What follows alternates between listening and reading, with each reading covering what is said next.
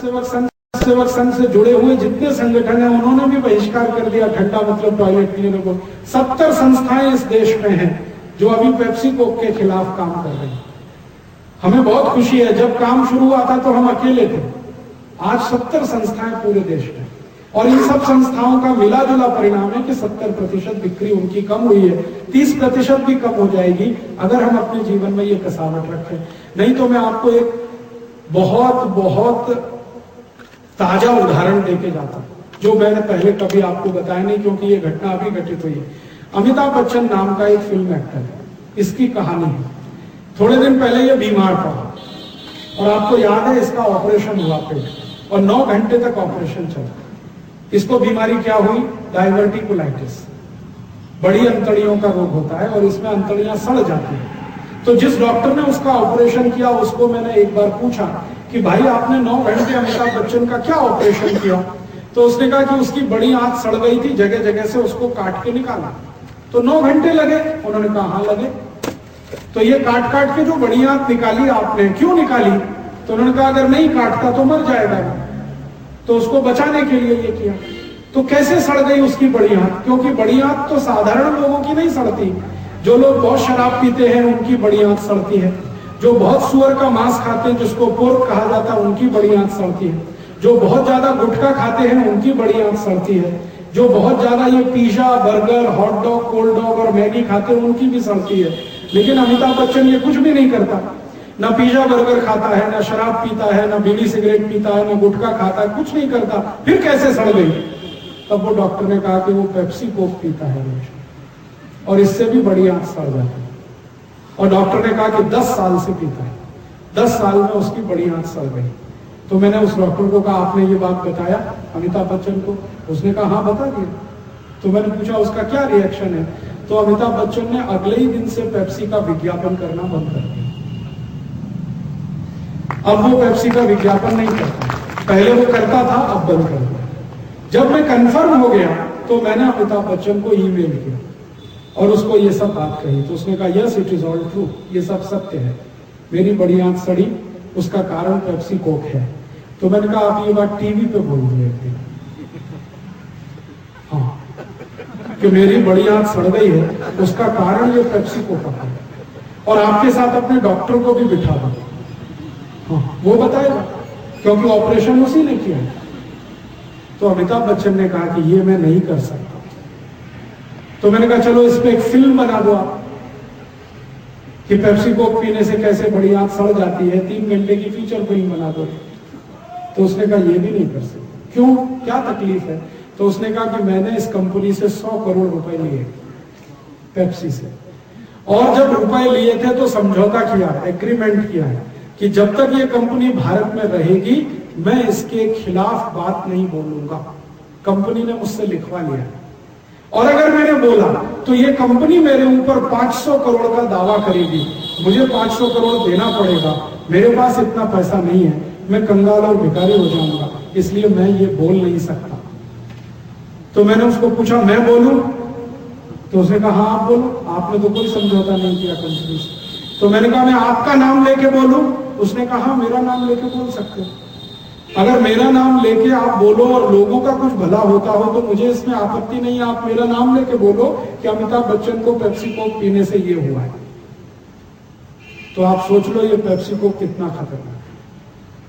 इसलिए कभी भी गलती से मत पीना, किसी घर में आने वाले अतिथि को तो बिल्कुल मत पिलाना। अतिथि भगवान के समान होता है, उसको संडास साफ करने का पानी नहीं पिला सकते। ये आप ध्यान रखें, ये आप ध्यान रखें। अगर हम पेप्सी कोक ना खरीदें तो अमेरिका की कोई चीज ना खरीदें। ये कॉलगेट भी अमेरिका का है, कॉलगेट, क्लोजअप, पेप्सोडेंट, सिबाका, फॉरेंस ये भी बंद कर दें। ये pizza, burger, hot dog, cold dog भी अमेरिका का, कभी ना खाएं। मैगी भी अमेरिका की है। आपको मालूम है अभी सबसे सनसनीखेज रहस्य उद्घाटन हुआ है कि pizza, burger, hot dog, cold dog और मैगी ये सब सुअर के मांस से बनते हैं, सब के सब सुअर के मांस से बनते हैं। और भारतीय एक व्यक्ति अमेरिका में रहते हैं, वो कट्टर जैन है, उन्होंने अमेरिका के मैकडोनल्ड कंपनी पे केस किया कि इन्होंने मेरा धर्म नष्ट किया। कैसे?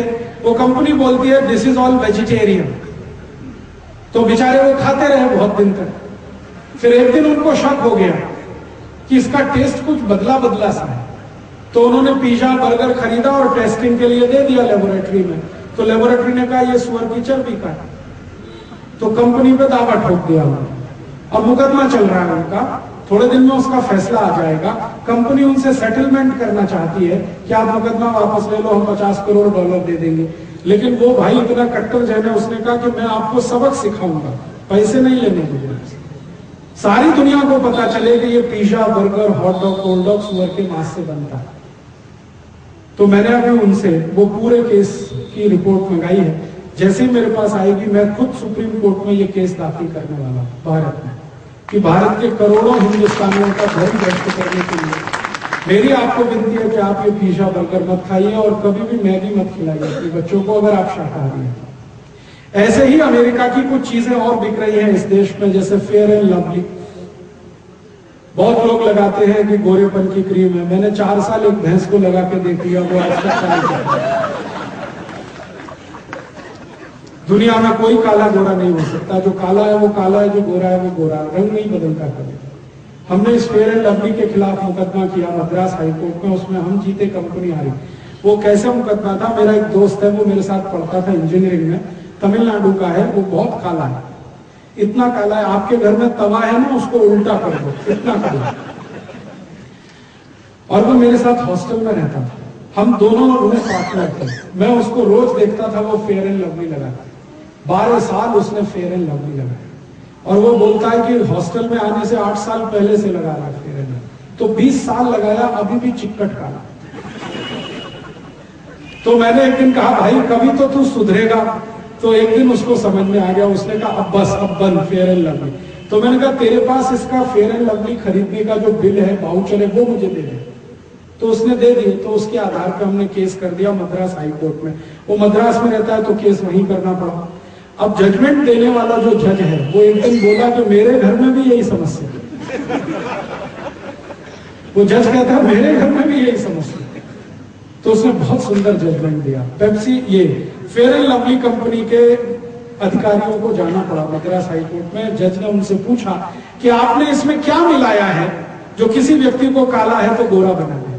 तो उनका साहब इसमें कुछ नहीं मिला है। तो अच्छा ये बताओ ये बनती कैसे?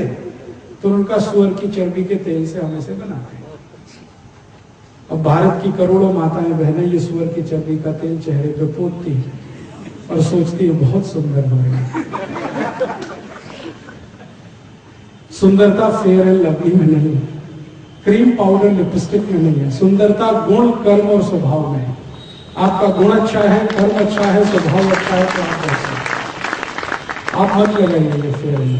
फिर आप बोलेंगे कौन सी क्रीम लगा, कोई मत लगाइए, जैसे आप हैं बहुत अच्छे।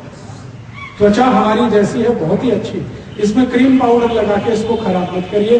क्योंकि सभी वैज्ञानिक जो त्वचा रोग विशेषज्ञ हैं वो ये कहते हैं कि त्वचा को जितना ज्यादा केमिकल्स लगाएंगे उतनी खराब हो जाएगी, तो कुछ मत लगाइए।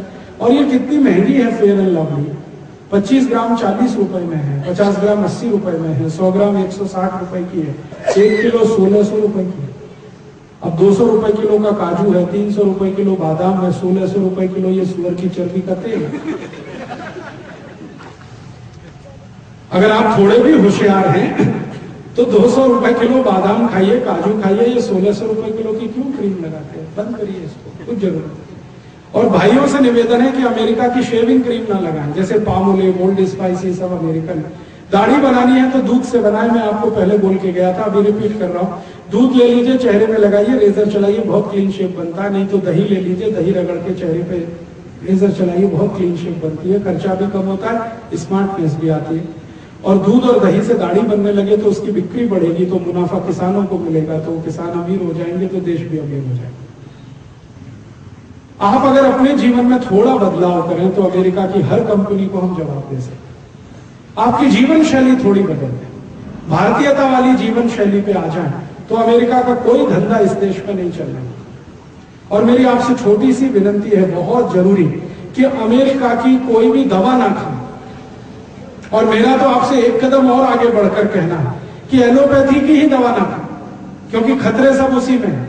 आपको मालूम नहीं कौन सी दवा टेस्ट के लिए आई है, कौन सी ट्रायल पर आई है।